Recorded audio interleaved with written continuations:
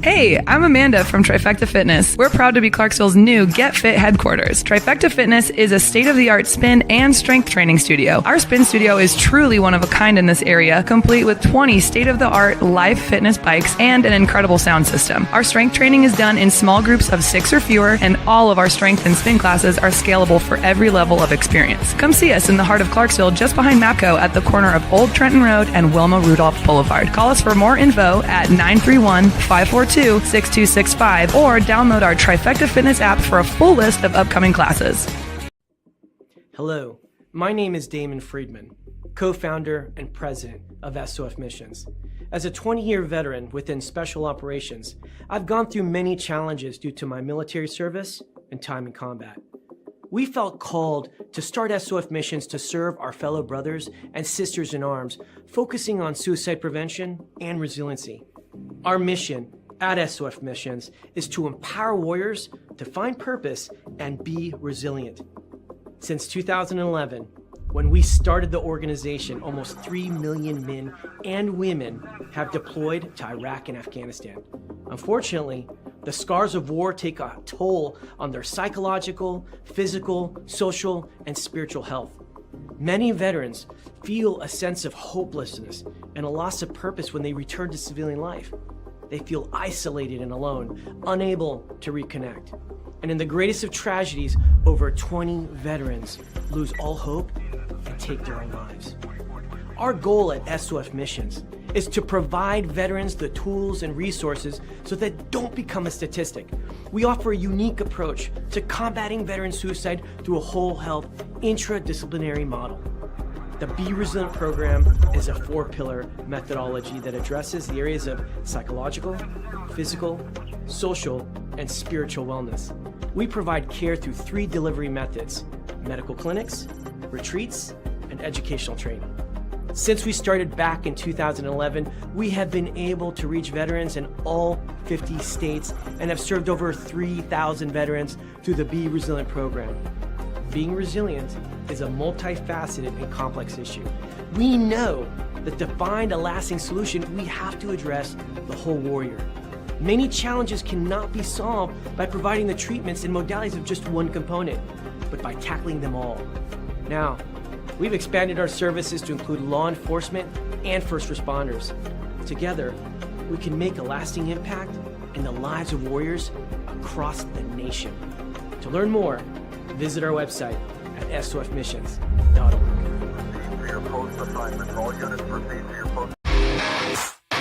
All right. Welcome back. Misfit Nation. Misfit Nation. The Misfit Nation Show. We are a show founded by a veteran and hosted by 2 veterans and a military spouse. Our mission is to get people to tell their stories to the world. If you're an author, share your tips with the Misfit Nation. If you're a musician or an actor, our audience needs to know how they too can get into the business. Coaches, we love our coaches. Come on and share your tips with the Misfit Nation to help them become better versions of themselves. If you are a corporate leader or an entrepreneur, come on and show how you did it and how hard you have fought for success.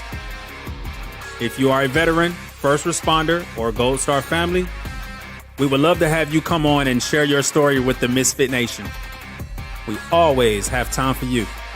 If you're feeling down, alone, or starting to see the darkness, stop. Think about those who are around you. You are not alone. You will be missed. If you feel like your problems will be a burden to those in your inner circle or feel embarrassed, dial 988. If you are a veteran, take option 1.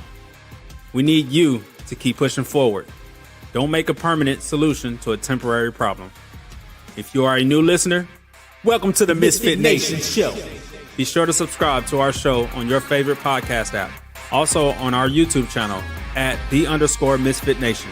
Subscribe and click the bell to keep you up to date on our latest episodes and all of our news. You can also find us on Heroes Media Group and About Face Radio. Now, let's get to the show!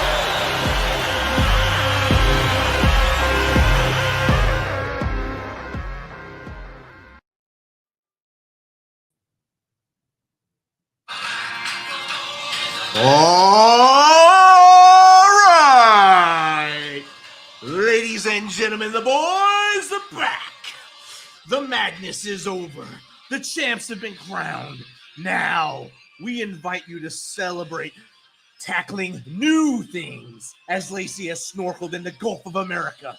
We challenge you, yes you, right there, looking at the screen, listening in your ear pods. Get out of your comfort zone. Try new things. Be the best version of you. Everyone, put on your funderwear. Pull on your favorite headgear. Reach up and pull down those shoulder straps and get ready for an epic ride with Cagney, with Lacey. Yes, he loves Hurt Locker. And get it, boys. It's that time again. Good evening, Misfit Nation. Good evening. How you doing, I Steven? just love that intro. Every week, he throws something different in there. Hey, for the record, everybody, I do not like the movie Hurt Locker. I did not enjoy it, but I did enjoy snorkeling in the ocean. I'd never done that before. It's a little different, but I did enjoy it. You jumped out of your comfort zone. I did. I jumped right in it. That's good. How you doing this week up in Jersey, Steven? Doing good.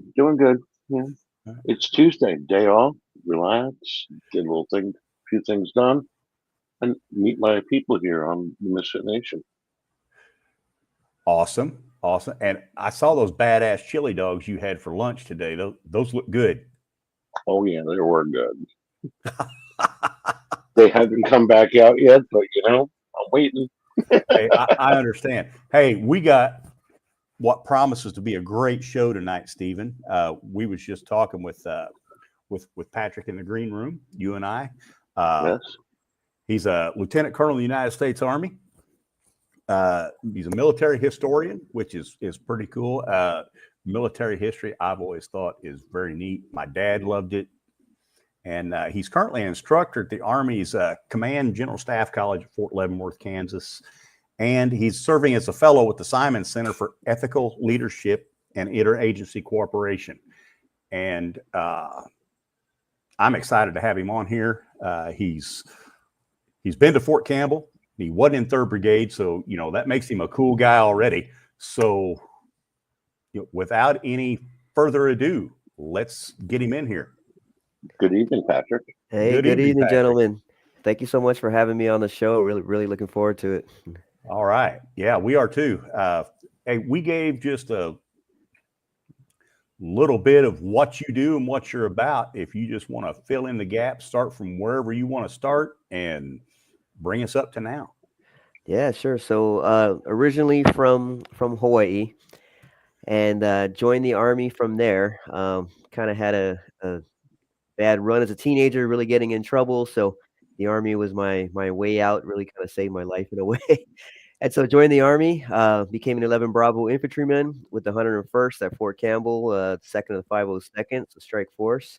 Strike. From there, I got out of the Army. I went to the National Guard for a little bit, and then went to ROTC in Las Vegas. So University of Nevada, Las Vegas. So it's a tough life to go to school in Vegas, but somebody has to do it, right? Yes. Did that, got my commission, ended up coming back into the Army. And then, that was in 2005. And then, been in the Army ever since, bouncing all over the place, had some really unique assignments besides the normal, operational tactical assignments at different echelons. I was able to do a interagency fellowship where I was assigned to a federal agency in DC for a year as a member of their staff. And then from there, I was able to shift over into the United States Senate. So I was an Army liaison to the U.S. Senate. Did that for a couple of years, and then did a couple other jobs, and then ended up here at Fort Leavenworth, teaching at the Command and General Staff College. Really fulfilling position right now, really enjoying it. And then while I did all that over the past years, I also wrote a book, which comes out on April 15th, so next week. And that's basically me right there in a nutshell. All right. And folks that are listening, the book is Born from War, A Soldier's Quest to Understand Vietnam, Iraq, and the Generational Impact of Conflict. Look for it on April 15th. looks like it's going to be a good one. Some of us got to I can't wait to take a peek at it later. yes, yes. Like I was telling Stephen before we got started, sir, I'm a fan of military history.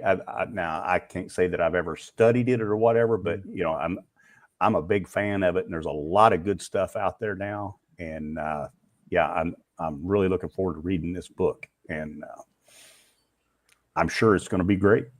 Yeah, no, I appreciate it. Yeah, I sent you all that advanced copy, so hopefully you guys get a chance to read through that, and let me know if you got any questions on it or anything. But yeah, sure enough, and I'm sure we've got your contact information. So if we've got any questions on it, we will surely ask. Throw things right at you. Yes, yes. So tonight, I think we're going to talk about leadership, aren't we? Was that what we were going to talk about? Or sounds good to me. All right. Just, I mean, you've been a commander, Mm-hmm. and just, we can talk about some good leadership strategies, what works, what don't work, Mm-hmm. how you have to kind of finagle your way around different personalities in your units and whatever, and I guess I would ask, what would, I'm sure that you've had challenges from the platoon leader level to the company Mm-hmm. commander level. And what's some of the challenges that you think that you had to deal with that, let's say, company commanders in, say, the 80s or 90s didn't have to deal with?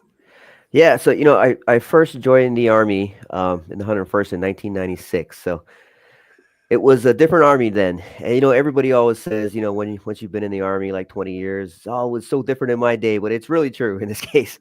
Yes. The Army of the 90s before 9/11 was a completely different Army than what it is now.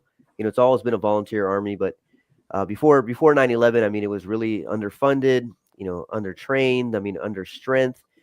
People who were joining the Army were usually the people who really had nowhere else to go, kind of like me. So you had a different breed of people. You had people who were kind of used to hardship and I don't want to say complain so much, but it was just a very different breed of soldier. It was a different society too. We pulled soldiers from the society that we serve, and it was just completely different then. And so now when you have young soldiers coming in, they're raised on social media. They have just a different outlook on life. They have a different outlook on what leadership is and what a leader should be to them and how they should be as a follower. And so it's not good or bad. I don't want to sound off like I'm coming negative and hating on the younger generation right now, because I'm not. It's just different. Mm-hmm. So, as you move up to those ranks, like you just said, from platoon level to company and up above, as that's happening, time is moving forward, and society is as well changing and shifting. And then you had the wars on terror, which are shifting how people view service and so on. So you have to be able to adjust your leadership. When you're leading at that direct level, at that platoon level, it's a very different leadership style than when you're up here, training at Command and General Staff College to become a major or lieutenant colonel, becoming that field grade. You have to learn how to adjust that leadership style. And I will say today's younger generation, unlike my generation, when I first joined, and you all as well, when a leader asked us to do something or told us to do something, we didn't ask why. We just did it. We said, Roger, sir, Roger, sergeant, and we made it happen. Now, when you do that to a younger generation, they ask why. Why do I have to do that? Why am I doing this? Why are you making me do this? And so, if you just want to scream in their face because I said, it's not going to work. It's not going to be as effective. No. So so you have to learn. You have to learn how to explain, all right, this is why we're doing this. This is why we're moving in this direction, and so on. And obviously in the heat of combat, the younger generation understands when someone screams in your face, go left, go right, they get it. But when you're in a garrison environment, you've got to adjust your leadership style a little bit, explain why. And I don't necessarily think that that's a bad thing, because when I think back to some of the things when I was a private that my lieutenants and sergeants made me do that had no common sense applied to them at all, it just, you were like, why am I doing this? But you couldn't ask that, right? It wasn't socially correct in that Army at that time. But now I know when I come up with a plan, I know that somebody's going to ask me, why did we do that? And so it makes me think through that plan a little bit better than I probably would have, 15 years ago. I would have just said, because I said so, just do it. But now I got to think and anticipate what they're going to ask me. And so I don't necessarily think that's a bad thing. It's just a different thing. Yes. And that's spoken like a man that knows what it's like to paint rocks. Yeah. Definitely know what it's like to sort rocks, paint them, and weed and all that stuff in between the rocks as you're painting them. Definitely do. We don't do that anymore in the Army, at least not from what I've seen. Now you're talking, you're training new leaders and everything. The younger generation coming in, how many are actually staying on or going to do the time that you did, that Jake did, that my brother did? How many of them are just there for the 3 or 4 and they get out? How many are we actually keeping? Yeah, no, that's a good question. I don't know the exact percentages, but the Army now has adjusted its model. It used to be when you join, that carrot that was dangled in front of you was that 20-year retirement, right? So that's really what forced you to join and make you stay for that long, because you're chasing after that elusive 20-year letter. But now it's different. Now you have the blended retirement system, where you basically join and you get like a 401k for however many years you serve. And then you can stay, longer if you want, do 20, 25, whatever, or you can just do 3, 6, 8, whatever it is. So I don't know what the percentage is that's keeping in and people going for that long haul. But I will say that it's probably a good change, because, had I just done 3 years in the Army, I would have walked away with a GI Bill, and that was really it, some training experience. But now, as a young person, you walk away with like a 401k started for you, plus the GI Bill, plus a number of other benefits. So I think it's a good thing. I don't think we should be trying to sell the Army as, hey, this is a lifelong career when you join, or the military in general, because today's youth, that's not really what they're after. They are used to shifting jobs, shifting careers, doing 2 or 3 different careers, over a 10-year span. So now we've changed that model, which is, I think, more attractive to youth, that you can come in, do 3 years, get a bunch of benefits, get out for 5 years, come back in if you want. So I don't think it's a bad thing. I think it's actually a really good thing that has adjusted to fit, what the youth want from careers today. Okay. I've noticed that, a lot of them are, and just like before, they're coming in to get a skill. But I have noticed, and I don't know if it's just a thing, but a lot of officers, they'll make captain, have however many years they have in, and then just use that as a jumping off point to bigger and better things. Mm-hmm. So, and like I said, I don't know what the percentages are of, how many captains that are getting out. Mm-hmm. Yeah, that's really the 2 points, in careers where we hemorrhage soldiers. One is between E4 and E5, because they do that initial tour and then we lose them. And then one is when they hit captain, they get that senior captain, and they've got college behind them. Some of them got a master's degree paid for. Some of them got some really great real world experience in whatever their position is. And then we hemorrhage them at captain, and we lose them. That's kind of the 2 points, if you will, where they exit the Army. Yes. Well, hey, let's talk about this book a little bit. What was your? Well, wait, before we do that, we have a question here from. I can't read that, but it's what inspired you to write Born from War, and how personal was that journey for you? Thank you for that question. Yeah, no, that's a great question. Thanks, Eliza, for asking in M45. Yeah, thanks for asking that, Eliza. So what inspired me to write it is I've always been into military history, writing, and so on. So I've published a whole number of articles, but I've always wanted to write a book.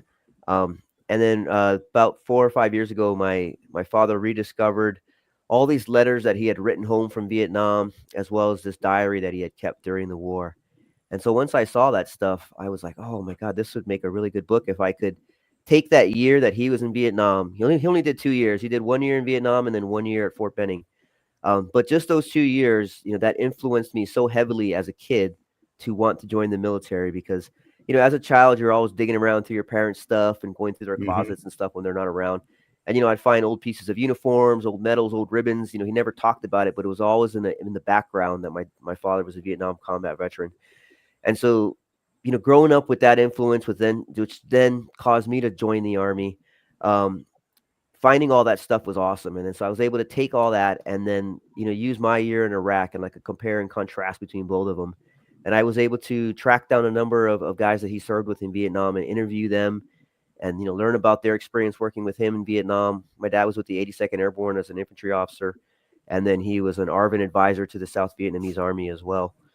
So yeah, it was a very, very personal journey being able to, my dad barely talked about it. So being able to talk to him about it now that I'm a grown man and have been through my own war and my own experiences in the Army, talking to him about it and then interviewing all these people that he knew, to include families of people that he knew that were killed during Vietnam, 50 plus years ago. So that it was really, really personal journey. And if you check out the book, it's got a lot of those conversations that I had with the guys he served with, those family members who still have that empty seat at the dinner table for 50 plus years. And Vietnam's almost kind of getting forgotten about.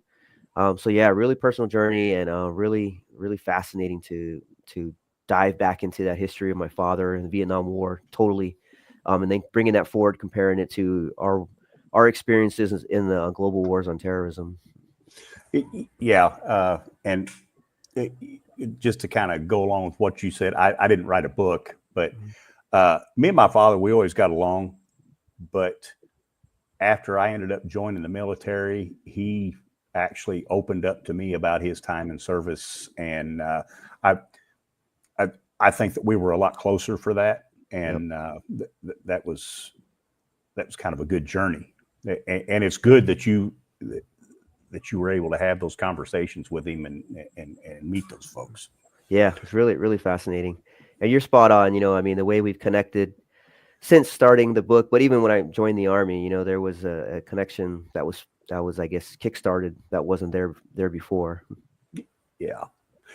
He told me, he says, when I joined, he made sure that I did not go to the infantry. That's the only thing. And then when I ended up in the cavalry, I thought he was going to beat me to death. Yeah. Well, that's the only, I could barely pass the ASVAB. So that was the only job available for me. We got another question popped in here. At Murphy White, what do you believe is the biggest legacy of the Vietnam War, and how did it shape national security for the rest of the 20th century? Yeah, that's question, really Murphy White. Great question. The biggest legacy of the Vietnam War is what I call the ghost of the Vietnam War. And I write about this in the book. So, when I was working in Congress, anytime there was a national security discussion about, whatever, flash zone that's going on around the world, there would always be, military there, politicians there, and they'd be going back and forth. And somebody every single time would throw in, oh, so what do you guys want to do? Make this into, one more Vietnam? And that would always shut down the discussion right there. And it was that ghost of Vietnam that was always there throughout all national security conversations from the end of the war. Kissinger mentions that in his memoirs. McNamara, I always mispronounce his name. All of them said the same thing, that Vietnam never left, that ghost, that ghoul of Vietnam, always influenced every single national security decision that was made up until GWAT. And that's really what the book is about. It's about, not just my personal family story, but also looks at that ghost of Vietnam and how we forgot about some of those lessons anyway. And we just repeated them in Iraq and Afghanistan. And I've really found a lot of similarities there, which are really quite striking, which I teased out in the book. So I would say that's the biggest legacy of Vietnam. Some of the other things are the media, the relationship between society as a whole and the media, and then conflict. That's a huge thing that started in Vietnam, that negative relationship. And then protesting, that's another thing, anti-war protest. That's something that's left over from Vietnam, even though our wars, that shifted, and it was no longer, against the soldiers that went over and served like it was during Vietnam.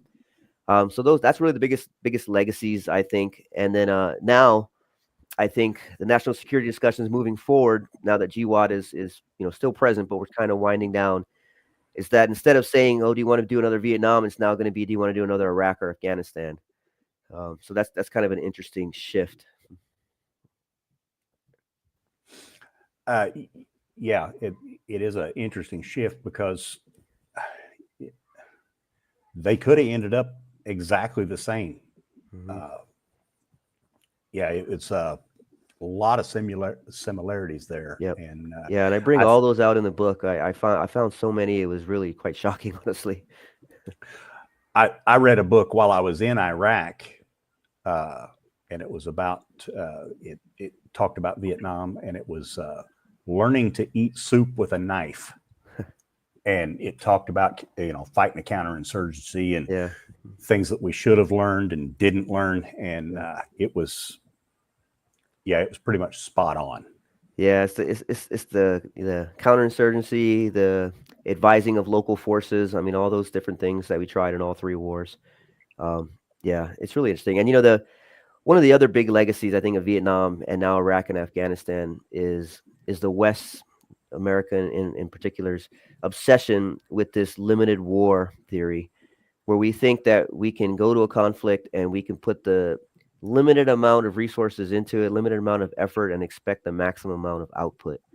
So we tried that in Vietnam and Iraq and Afghanistan. We had all volunteer army in GWAT. We put in just a limited amount of force. We didn't go total mobilization all the way trying to reach our objectives, but we just put enough effort in, hoping for this maximum output. And so that's really another, I think, legacy of Vietnam, and now the global wars on terror as well, is that we're still fixated on that. I think our national level leaders, if they decide that we're going to go to conflict, and if they decide that the objectives that we want to achieve that we can't achieve politically, and we want to extend that now into the military, and if we want to achieve that, we've decided that we're going to go use military force, then we have to go do that with all of our effort, and not just limited army, limited input, some tomahawks from whatever Gulf of whatever. We've got to put everything behind it, very clearly defined objectives, and everybody goes and we get after it. Yes. So hopefully that'll be a lesson that's finally hit home after Vietnam, Iraq, Afghanistan. Yeah. Hopefully we don't have to do that, but yes, if they Yeah. do it, I hope they put 100% into it. Mm-hmm. Another question. Look at this. We got them rolling in. Thanks everybody for the questions. This is from Mom's Fave 34. As a historian, what lessons from Vietnam and the global war on terrorism should the next generation never forget? Thank you for that question, Mom's Fave 34. Yeah, that's a great question. And it goes kind of connects to the question that we just had. I mean, from a I guess tactical level, kind of gets after what I just mentioned about that total effort. So in Vietnam, we had units rotating in, or excuse me, we had individuals that would rotate in every year. So an individual soldier would rotate in, they join a unit, then they would rotate out. By the time they finally figured out what they were doing, they would rotate out. So in Iraq and Afghanistan, we decided, okay, that wasn't a good model. So what we're going to do is now rotate units in year by year. So in Vietnam, we fought the war one soldier at a time, 1 year at a time. Iraq and Afghanistan, we fought the war one unit, 1 year at a time. So I think, one of the biggest lessons, if you look back in history to earlier wars, World War II, World War I, and so on, again, goes back to that maximum effort. If we're going to decide to put America's sons and daughters in harm's way, then we've got to go with everything, everybody, and we go and we stay there until the job's done. And, me as a soldier, I know what I'm saying. I know what I'm advocating for, because it means I would be there a lot longer. But if everybody is there understanding, we've got clearly defined objectives, and every single thing that we are doing is aligned against them, then it makes sense for all of us to stay there until the job gets done. So that's probably one of the biggest lessons to take from it, on top of all the other ones that we just talked about. Okay. All right. Yeah. Clearly defined, because to me personally, if a soldier, if you give your soldiers clearly defined objectives and give them the tools to achieve those objectives, then I think morale's better, and you'll have happier soldiers, because they kind of they know what's going on and have what they need to accomplish it. Yep, I agree. Keep those questions coming, folks. Stephen, got a question for you in here. Yeah, I see that. You want to answer it? Sure. I'll pop it up there. At Kelly Clean 9, Stephen, you said you work in retail. Do you believe the tariffs will hurt the U.S. or even the playing field in the world? You're going to see a little bit of a difference. You're going to see some prices go up if things are costing more to get in, and the people we're purchasing from are charging us more, but it's not really going to. I really don't think it's going to hurt anybody. I think it's going to even out after a while, and everything's going to calm down. You will see little spikes here and there, but it's not going to be that bad. I think that's a very good question. Yeah, it was a real good question. Something everybody's worried about. I really don't think it's going to cause the biggest problem in the world where everybody's going to start panicking. Yeah, I think folks will panic over it, but I don't think it's. I mean, yeah, it is what it is. I'm not going to get into it. I think the biggest panic is the fact that the news keeps throwing it at you. That he's doing this, he's doing it, and you're going to see a difference. It's not going to be that bad. Give it a chance. Little spikes here and there, and it'll even out after a while. Give it a chance to work. Yeah. Got another one here. Fly Rail Drive. How do you teach ethical leadership in a world where lines are so often blurred? Yeah, no, that's a really great question. So how do you even define ethics in conflict when you're in an armed conflict, trying to kill each other? Yeah, it's tough, right? And one of the differences between Vietnam and Iraq and Afghanistan is you saw how poor ethical decisions affected the way that the war played out in the media, which then affected how the population got behind the conflict, got behind the soldiers. So Vietnam, you saw My Lai. That was kind of the biggest one, but there was a whole number of other ones. But My Lai took like a year to come to fruition. Where you look as Iraq, Afghanistan, now when we make a ethical mistake, it instantly hits the airwaves. It's instantly all over social media, and it's instantly in the news. The news grabs onto it, like Stephen just said. They want shock value, so the news grabs onto it. Pumps it into the news cycle, tries to get everybody all worked up. And so you look at like Abu Ghraib, the prison. I mean, that did more to alienate what Arab allies we had left than anything else you could possibly think of. So it's very important to kind of get back to the question of it's very important to teach our soldiers how to operate in that ethical space so they don't make those types of mistakes. So it really gets back to education, I think, is where it starts with. And that's education about the operational environment that they're about to go into. So if they're going to go into Iraq, if we're going to go into Iraq again, we have to educate our soldiers more effectively of how that society functions. What do they see as right and wrong, and how do they, treat their families and women and men and relationships and all that types of stuff, so that we can better navigate in that space and make those ethical decisions that are right or wrong. But, the one thing we always try to teach everybody, has links back to the media is if you're about to make a decision, if you're about to do something, especially at that tactical level, that that it's going to hit, if it hits the media, it's going to be perceived very, very negatively, then you need to not do it. Yes, that's like the litmus test that you can apply to any ethical decision out there. That if someone's going to perceive this really bad, if it got out, if it was just a signal chat, a social media chat, if it was some pictures that we were trading on an email of prisoners getting stacked, all those types of things, then you pretty much know that you are doing the wrong thing. And I think as long as you can remember that equation, you will be okay. Yes. Well, I've noticed, talking about things like that, you see it more and more on TV shows, but I've seen it here in New Jersey, either New York City police or Newark police here in New Jersey, where people are jumping on cop cars and doing things, and they're all standing there like this. Yep. So the cops are afraid to do anything. Yeah. They want them to do something. Yeah. This is what's causing the problem in the world. Everybody's holding that in their hand, and they're saying, "You can't do that. I got a phone in my hand. Everybody's watching." And that's going to be a threat. If we go back into especially a counterinsurgency environment, is exactly what's being done to police is going to be done to soldiers on the ground. People are going to have their cell phones. They're going to try to bait them to get them to do something, and to get them to react so they can throw it into that social media cycle. So that's definitely a future threat. Use it for recruiting videos. Yeah, absolutely. Yeah, for the enemy, absolutely. That part of the world is definitely changing. Why are you Cagney and Lacey? All right. Snapperhead 18 has.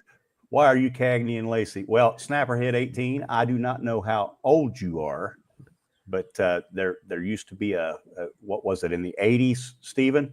An old detective show. Old detective show. It was two women, and this is just kind of a joke between us because we was looking to, we didn't want to be Starsky and Hutch because that was kind of too obvious. But so we picked Cagney and Lacey, and it's just kind of a joke, and it works. it works for us. I get that question all the time. I have the sticker on my car. Like, why Cagney and Lacey? It was just a joke we ran with, and it worked. So that's right. It's since both of us were teenagers around that time, so that was back in the day when we only got 3 channels on the TV. Yeah. Oh, so let's got one from Henry Jr. DeForth. How do you balance your military responsibilities with writing, teaching, and fatherhood? That's a good question. Thank you for that question, Henry. Yeah, that's a great question, Henry. How do I balance that? Very carefully. No, I have a wonderful wife, and so she's on board with my writing hobby. So I think that's the first thing that I guess anybody needs if they have a hobby at all, is they have to have an understanding partner who's going to be willing to watch the baby, give you some time to do it, as long as it's reasonable, obviously. So that's, I think, the first thing is you need somebody who's going to support you in your hobby. And I think people having their individual hobby is important. My wife has things she likes to do that I like to give her time for, and things I like to do is writing. So that's one way, is having an understanding with your spouse or your partner to give you that time. And then the second thing is, obviously you have your military duties. So it's all really about planning. You obviously have your calendar of when you're going to be gone, things like that. And so you got to work around that. But the way to get after writing, the way I do it, is using skeletons. And so what I do is I invest time up front, and because I write nonfiction, I have quotes and data and sources that I'm using. So once I'm able to pull that out and I put it onto a skeleton of how I want to arrange it in that piece, whether it's an article or a book chapter, and once that's built, I can now write anywhere. So if I'm going TDY, I'm sitting at the airport, I have the skeleton already on my computer. I can just pop my computer open and write. If I get in early to work, and I'm there maybe at like 7, and they don't have to really start working until 8, I've got half an hour. Maybe I'll just write a couple paragraphs because I've already got, a skeleton built. And so that's kind of how I do it, is I have a understanding partner that supports me. I really plan well between my work and my personal life to figure out when I can write. And then the third thing is be prepared to write when opportunities present themselves. So having that skeleton already built, so that any downtime that I have, I'm sitting at the airport, sitting in a dental chair, waiting to see the dentist, whatever, boop, pop the computer open, and I can write a couple of paragraphs. And you'd be surprised if you write a paragraph 2 a day, you'll have a chapter by the end of the week. And then, next week you just clean it up, and before you know it, you got a book. All right. Yeah. Are you as good at with juggling?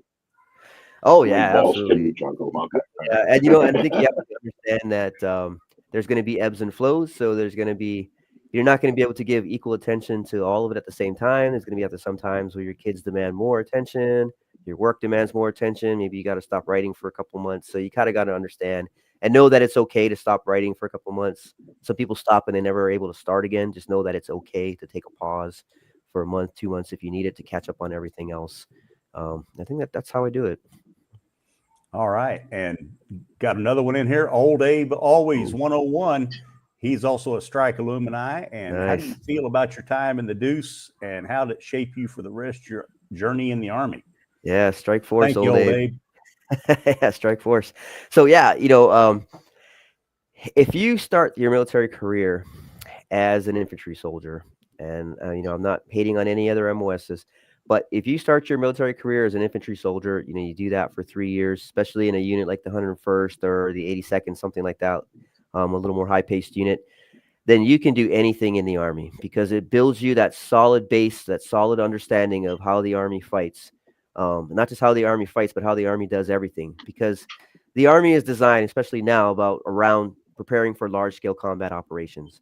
And the way we get after that is, you have special forces, you have things like that, but really, the unit of action is that fire team, if you will, in those maneuver type units, 82nd, 101st, 10th Mountain, so on.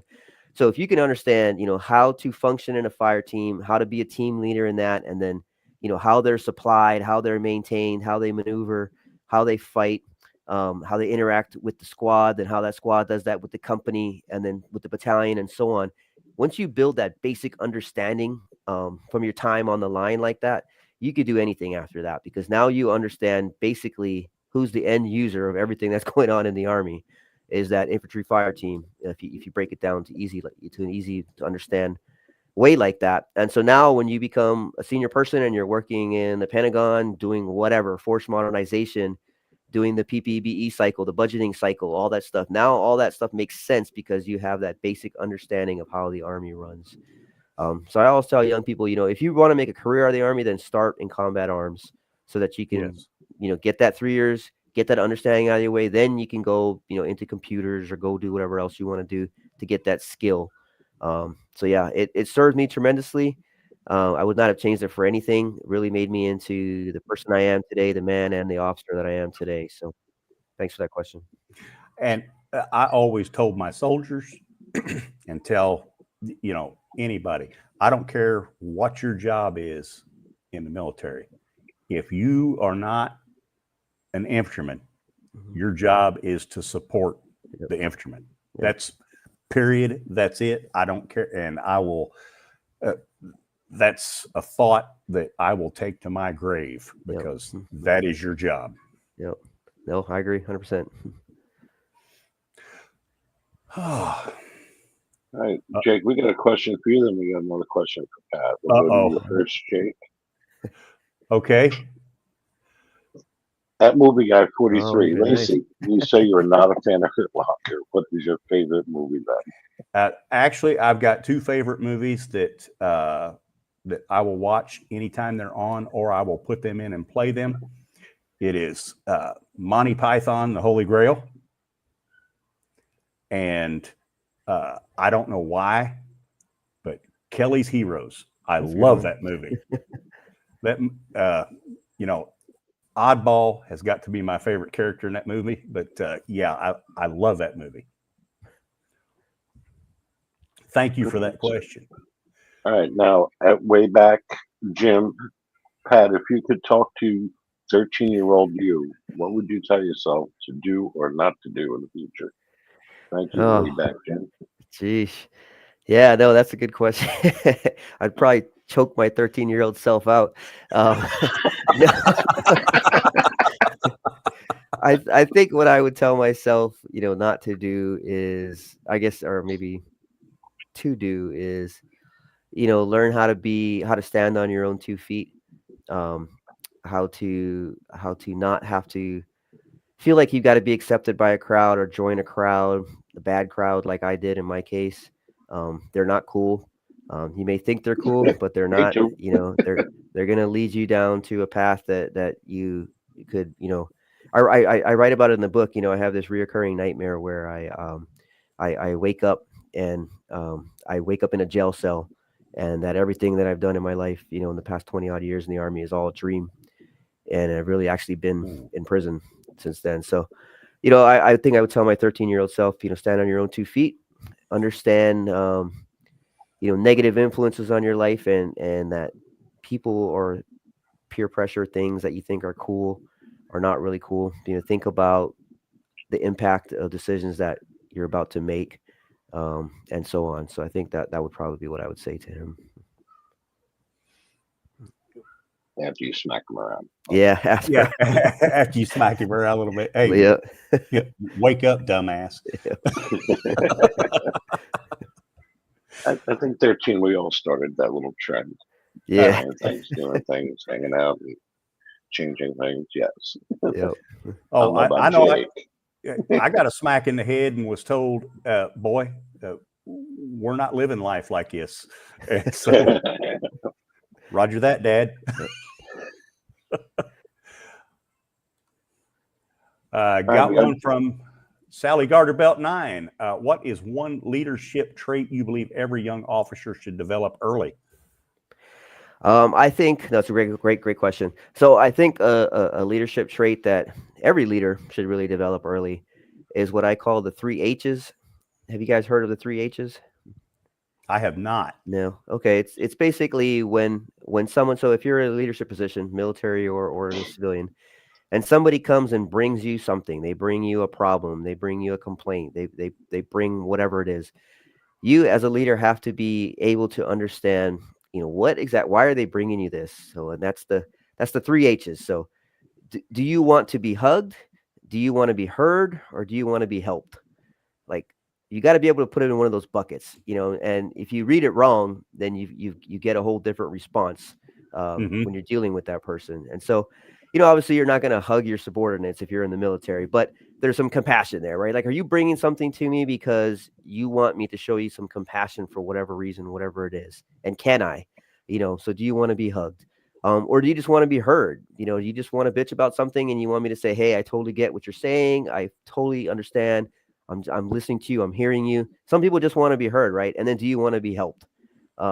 Is the third one. So are you bringing this to me because you want me to do something? Do you want me to help you, or you just want to be heard? Because if you mix those up, right? Someone brings you something and they just want to be heard, and you're like, oh, I'm going to help you. Let's go. And I'm going to go do this and fix this for you. And that's not what they wanted. The whole thing backfires. So I think that's a skill that, every leader, military or not, needs to develop right away, is understanding those 3 H's. Do you want to be hugged, helped, or heard? I like that. Yeah. And Mr. Executive, I worked at a big box store over 30 years ago, and I used to work with the bosses opening stores and stuff, and they'd ask me to fix things, and I always give them the SOP. Do you want standard operating procedure, suggested operating procedure, or Stevens operating procedure? How do you want it worked? Right. And that's how I did the job for them. Yeah. Do you want it standard? Do you want suggested? You want it my way, because my way works better than half of them sometimes. And hey, Mr. Executive Producer, I know you're listening. You heard that word compassion in there, right? You heard that word. So give him a hug. Right along with empathy. Okay. Oh, hey, Patrick, we've run through about 47 minutes already. Nice. So, we're going to start to wind things down here. I'm going to tell everybody, folks, the book is Born from War, A Soldier's Quest to Understand Vietnam, Iraq, and the Generational Impact of Conflict. Looking forward to getting my nose in it. And I got to be truthful with you, sir. I'll scan over the book. I'm not one of these folks that can read anything on a Kindle or a laptop. Yeah, no, I'm with you. I got to have a book. Yeah. And that's just one of those things. But if somebody wants to contact you, how do we get in touch with you? Yeah, so I have a website. I have an author's page. It's just patnaughton.com. So PATN as in November, AUGHTON.com. Excuse me. On there, it's got where you can contact me. It's also got links to where you can buy the book. It's through Casemate Publishers. But it's also available on Amazon, Barnes & Nobles, all the usual places. And like you said, it's also available as an ebook, if that's your thing. If not, you can order hard copy for sure. But yeah, through that website, that's the best way to get a hold of me, patnaughton.com. I love hearing from people and talking about history and all those types of things. And I hope, people find an interest in the book. It's not just another war book with war stories. It has that in it if you want it. But it's also got, the human experience of generational impacts of conflict and how that impacts families and so on. It's got that. It's got, national strategic historical stuff from a bigger perspective, if that's your interest as well. So it's really got something for everybody. At least I hope that it does. And I hope that people enjoy reading it and, just reflecting on those wars, Vietnam and then the global wars on terrorism, which are winding down now, which I hope will not become forgotten, like how Vietnam and Korea are on their way to being. Well, us that fought it got to get out there and tell our story. Absolutely. Got to get out there and do that. Now for you, is there after you're finished up there, is there a brigade command on the horizon anywhere? Yeah. Or? I don't know. I have so much enlisted time that, I'm, almost a decade behind my peers in age. So I've been in so long already that we're actually considering retirement. Starting as a buck private, working our way up to lieutenant colonel is success enough, I think. Hey, that's so great success. Yeah, we might retire. We haven't decided yet, but most likely it's retirement, but we'll see. All right. Well, best of luck to you in whatever, that's an awesome career. That's pretty amazing, especially, starting off where you did, talking about the troubles you had when you were a kid and everything. That's an awesome career. Okay, now we got some questions for you. Actually, we got one question for you. We do this of every guest that's on here. What are 3 non-negotiables every day that you have to do? Yeah, well, PT. So got to work out. Got to do PT. That's number one. Number two is I got to drink my green smoothie in the morning. So I don't drink coffee. So I got to drink my health shake in the morning. That's number two. And then number three is I've got to exercise my mind in some way. So whether it's looking up some random historical fact and not consuming news. So, CNN, Fox News, whatever. I'll look at that just to see what's going on in the world, but not get sucked into that, but actually get sucked into something positive that I can learn from surfing on the internet. So those are kind of the 3 non-negotiable outside of, hugging my son and those type of things. Got that. Well, Pat, we really enjoyed the chat this evening. Misfit Nation, thank you for joining us. Yeah, thank you all for having me. Questions, great conversation. Yes. This is really good. Thank you, Patrick. And I got one more thing, just like it says in the opening, Misfit Nation, if you're out there, you're feeling the darkness, dial 988, take option 1. And if you don't get what you need there, drop us an email. I'll send you my phone number. You can call me. I'll listen. And any of us will. Any of us, because we want you here tomorrow. And one more thing, since I don't get to see her tonight, I want to tell Mrs. Holland hi, and I love you. Miss you, honey. And I'll see you Thursday. But you never say that to me. You know I love you, Stephen. All right. Well, folks, it's been a great evening. I hope everybody has a good rest of the week, and we'll be back on. Well, Rich will be back on Thursday, and Misfit Nation, we love you. Thank you for hanging out with us. Pat, if you want to hang out in the green room for just a couple minutes. Sure. No, appreciate it. We will see y'all next week. Peace. Good night, everybody. Thank you, Pat. This is a message from the U.S. Department of Veterans Affairs. Got a question about your VA benefits, healthcare, or eligibility? Go to va.gov, where you can access a new interactive chatbot to ask questions 24/7.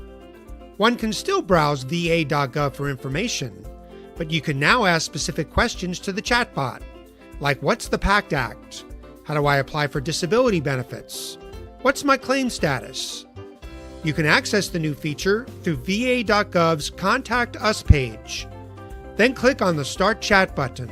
The chatbot will continue to improve veterans' access to information about the benefits and services they've earned. This is one way VA is offering seamless and secure access to its online resources.